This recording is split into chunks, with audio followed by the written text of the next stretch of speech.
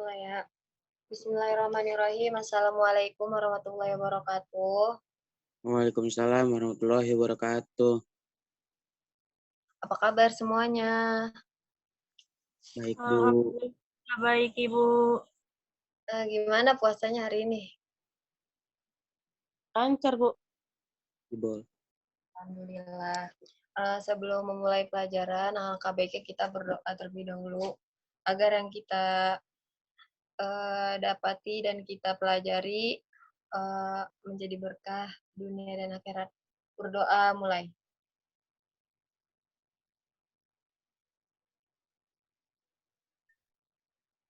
Amin. Sebelum mulai pelajaran, Ibu absen terlebih dahulu ya. Putri Wahidah, hadir gak? Hadir, Bu. Ahil Ahdi, Hadir. Muhammad Ilham, Hadir, Bu. Muhammad Alif, ini kayaknya Alif.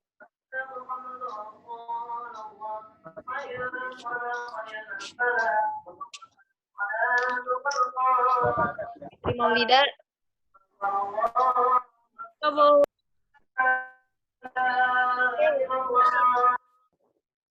ada yang nggak masuk gak hari ini? Fatur, Bu. Fatur kemana? Sakit. Ya udah, sebelum Ibu mulai pelajaran, Ibu mau nanya materi minggu lalu. Materi minggu lalu tuh belajar tentang adab. Adab. Itu belajar tentang adil. Adil itu apa sih? Ada yang tahu nggak? Ada yang tahu nggak adil itu apa? Adil itu menempatkan sesuatu pada tempatnya, Bu. Nah, ya bagus Fitri. Untuk minggu ini sekarang kita membahas tentang akhlak terpuji kepada sama manusia. Akhlak terpuji itu ada husnuzon dan tawadu. Coba ada yang tahu nggak pengertian husnuzon itu apa? Coba Putri Wahidah, pengertian husnuzon apa ya?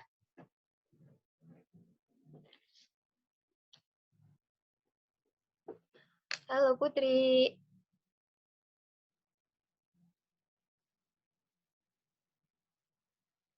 Putri kemana ya? Kalau nggak ada ya udah gantiin Ahil. Coba Ahil, husnuzon itu apa sih? Husnuzon itu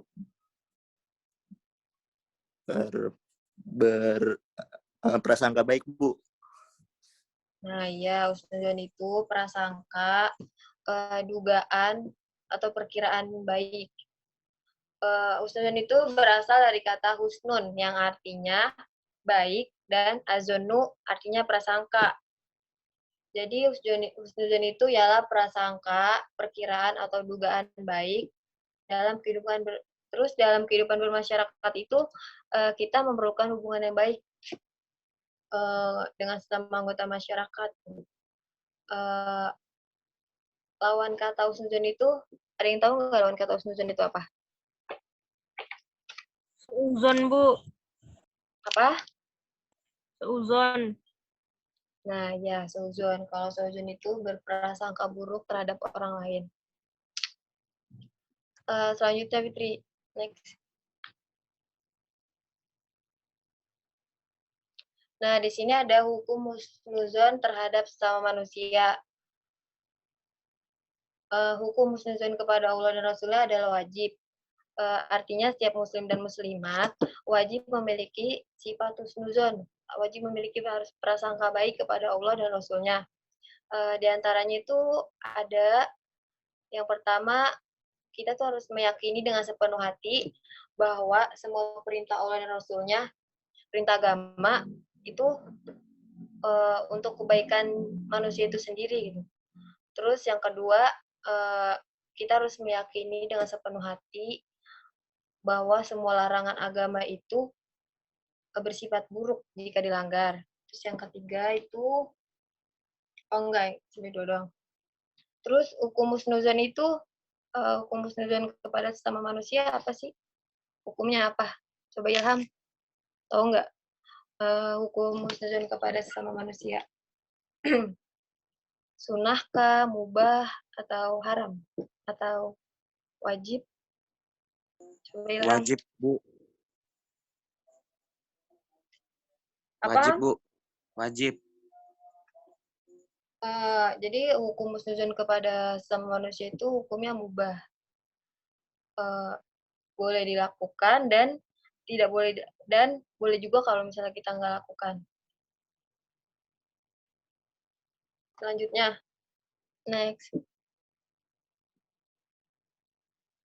Terus contoh perilaku husnuzon dalam kehidupan sehari-hari. Coba dong tolong bacain Ahil.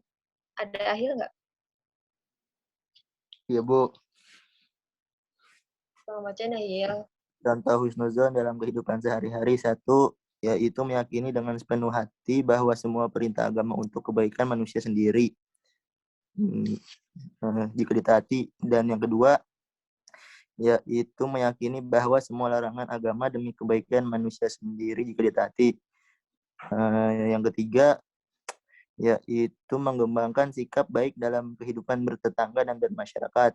Yang keempat, memberi kepercayaan kepada sesama manusia tentang suatu urusan dengan kepercayaan bahwa ia dapat melaksanakan tugasnya. Yang terakhir, yaitu menjauhi prasangka buruk kepada siapapun apabila tidak ada bukti nyata. Nah, ya, jadi tuh contoh perilaku husnuzon dalam kehidupan sehari-hari. Yang pertama itu ada meyakini dengan sepenuh hati bahwa semua perintah agama untuk kebaikan manusia itu sendiri. Misalnya agama kita memperintahkan untuk sholat, untuk puasa. Nah, itu kan baik untuk manusia itu sendiri ya. Terus yang kedua kayak meyakini bahwa sepenuh hati semua larangan agama itu demi kebaikan manusia itu sendiri. Kebalikannya kayak yang di atas. Jadi kayak larangan agama kita dilarang untuk berzina, berjudi, minum minuman yang keras, itu kan dilarang karena ada dampak negatifnya Pak untuk diri sendiri. Terus yang ketiga itu mengembangkan sikap baik dalam kehidupan tetangga dan bermasyarakat. Nah, kita sebagai makhluk sosial, kita tuh harus bisa saling menghargai gitu, antara tetangga. Misal tetangga kita orang beda agama gitu. Nah, di situ kita harus bisa saling bertoleransi kepada sama manusia. Terus yang keempat, memberi kepercayaan kepada manusia tentang suatu urusan dengan kepercayaan bahwa ia dapat melaksanakan tugasnya. Nah, jadi kita tuh harus percaya kalau orang itu bakalan bisa ngelakuin hal itu gitu. Yang keempat, menjauhi prasangka buruk kepada siapapun apabila tidak ada bukti nyata. Kita nggak boleh nih asal fitnah orang gitu aja tanpa ada bukti nyata. Selanjutnya, next. Yang keempat itu membiasakan perilaku husnuzon. Yang pertama tuh tidak mudah menerima suatu berita yang tidak jelas kebenarannya. Nah, jadi kita tuh nggak boleh sembarangan menerima informasi atau menerima berita tanpa tahu kebenarannya gitu, tanpa tahu kejelasannya, tanpa tahu sumber kebenarannya gitu. Terus yang kedua, kita tuh berusaha untuk sering bertemu dengan sesama teman dan masyarakat untuk mengantisipasi munculnya gosip yang merusak hubungan silaturahmi. Terus sampai di sini ada yang mau bertanya nggak tentang husnuzon?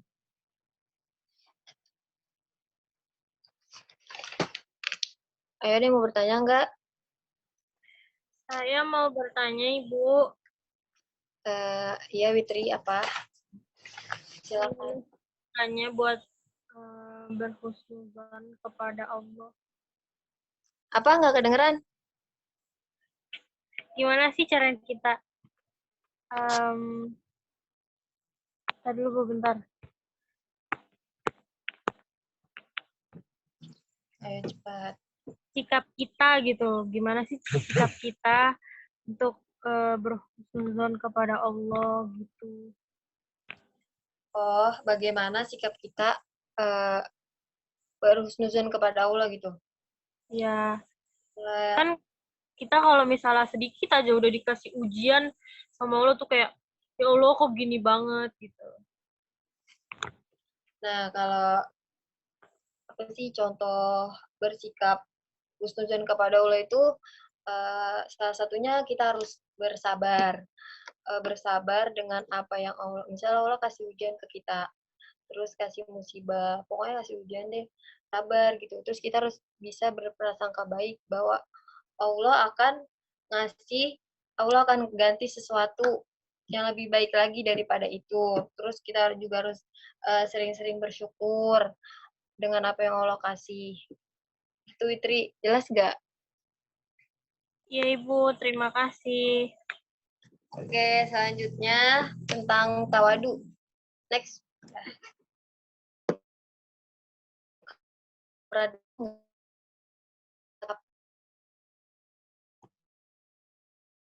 Tahu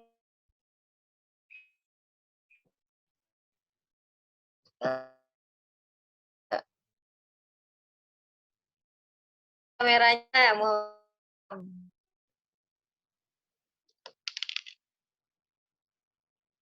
Muhammad Alif, Ahil kameranya.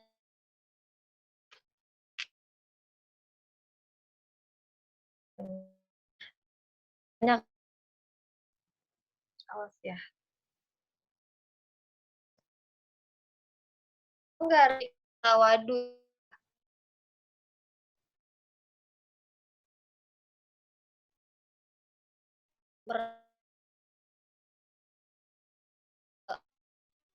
Merendah Dalam pergaulan, Bu. Dirinya dari misalnya dari pergaulan, dari terus dia juga orang yang selalu orang yang tidak menampakkan kemampuan yang dimiliki gitu. Dia tidak berlebihan dengan apa yang dia miliki.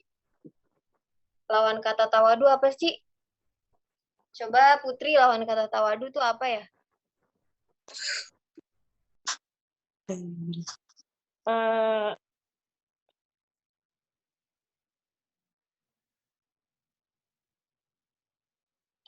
ya Bu? Tahu enggak? Coba yang lain kalau yang tahu. Lawan kata tawadu itu apa? Kabur, Bu. Nah, benar, takabur. Takabur itu artinya sombong atau membanggakan diri sendiri.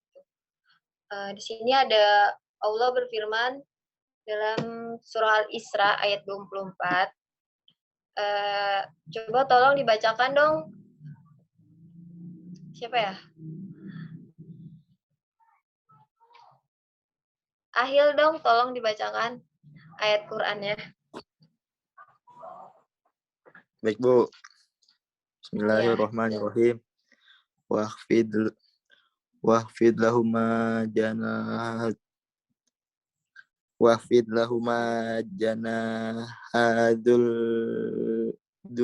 minar rahmati wakurobir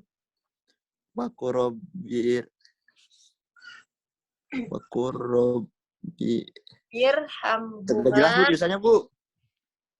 Wakurobir hamhuma kama Bayani obayana sogiro. Jadi artinya Putri bacain artinya Putri. Ya Bu. Artinya dan rendah dengan wahai buat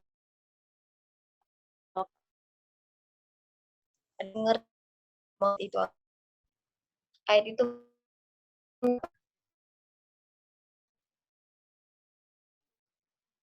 ada yang tahu nggak?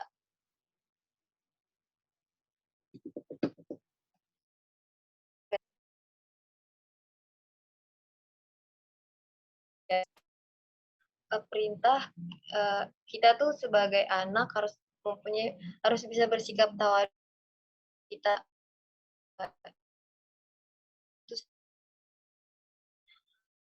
kita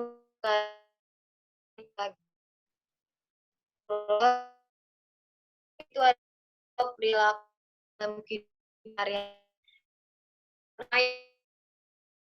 menghormati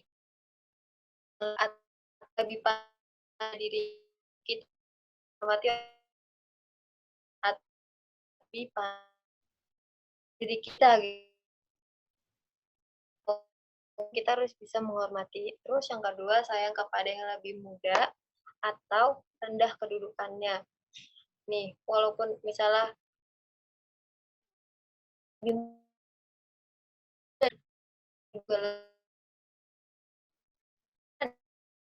nah, terus bisa dan menyenangi, jangan tentang muda enak tuh. Terus hargai pendapat orang lain gitu. Terus bisa menerima pendapat orang lain, menghormati pembicaraan, berpendapat atau lagi berbicara, terus kita bantah. Dan seperti itu. Terus yang ketiga, next Fitri.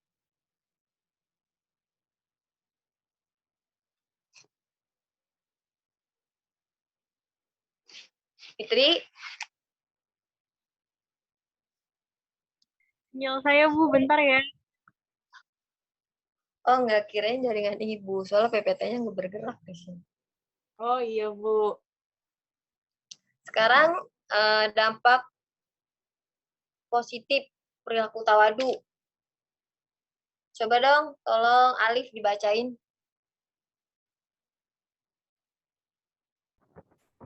Alif, ada nggak? Alif masih ada nggak?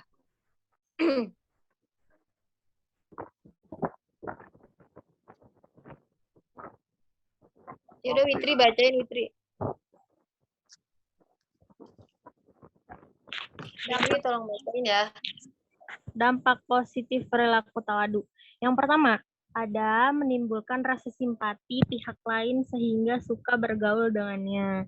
Dan yang kedua, mempererat hubungan saudara antara dirinya dengan orang lain. Terus yang ketiga, mengangkat derajatnya diri sendiri dalam pandangan Allah dan manusia. Nah, itu dampak positif perilaku tawadu. Terus yang keempat itu ada membiasakan diri berperilaku tawadu. Yang pertama itu kita harus menyadari sepenuhnya bahwa kita kan sebagai manusia biasa itu mempunyai kekurangan dan kelebihan masing-masing. Terus kita terus bisa berusaha mengendalikan diri kita gitu. Jangan kita tuh sebagai manusia misalnya menampakkan apa yang kita bisa, apa yang kita punya, boleh menampakkan, tapi kayak sewajarnya aja gitu. Apalagi terus kita harus bisa melatih diri kita menghargai kemampuan orang lain. Misalnya dia melakukan sesuatu, terus menurut kita itu cemen gitu. Nah, kita nggak boleh seperti itu. Kita harus bisa menghargai kemampuan orang lain. Sampai di sini ada yang mau bertanya? Tidak ada, Bu. Sebentar ya.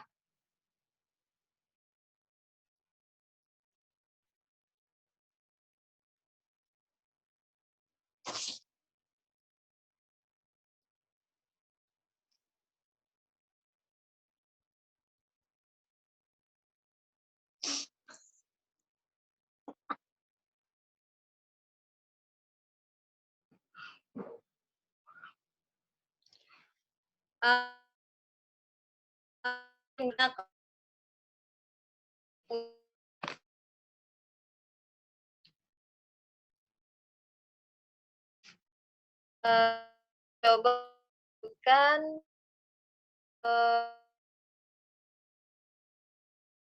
aku husnuzon ke apa?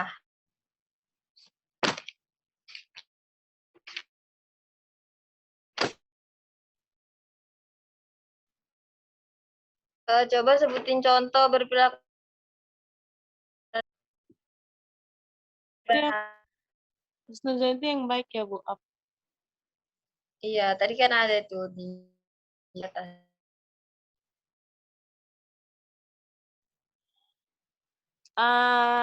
Contohnya itu kayak apa ya? Ah,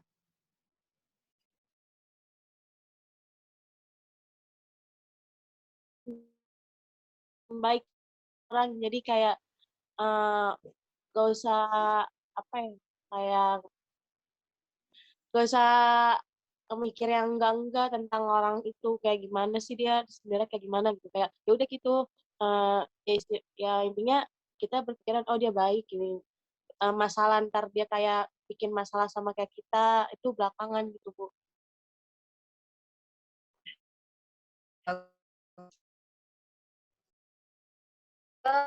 Ibu mau nanya sama Muhammad Ilham. Ada nggak Muhammad Ilham? Iya Bu, ada. Coba dong. Ibu mau nanya kalau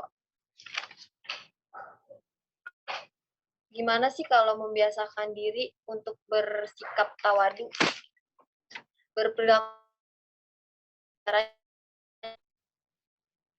Kita harus membiasakan diri kita seperti apa?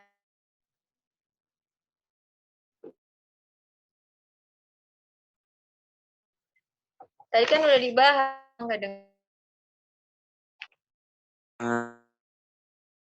Sabar.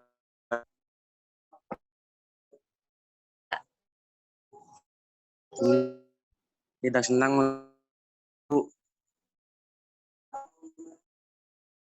Lagi.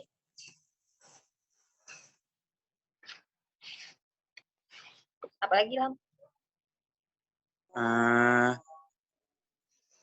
Senantiasa bersikap menghormati dan menghargai orang lain Bu.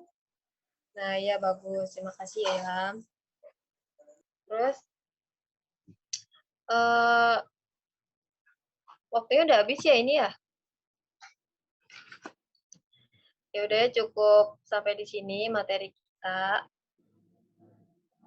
Ibu akan memberikan tugas. Tugasnya tolong dicatat ya, minggu depan dikumpulin. Tugasnya itu carilah ayat Al-Quran yang bersangkutan dengan sikap husnuzon dan tawadu beserta artinya. Nanti minggu depan ibu tanyakan pada kalian semua.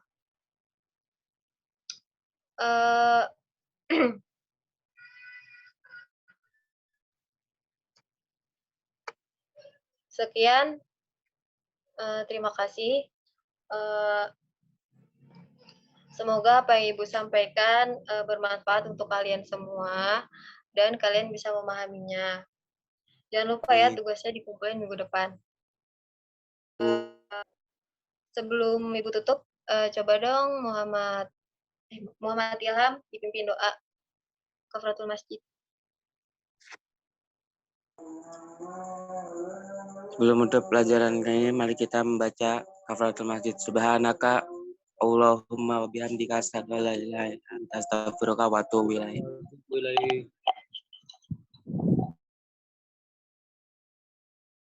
Ya, Bu. Sama-sama.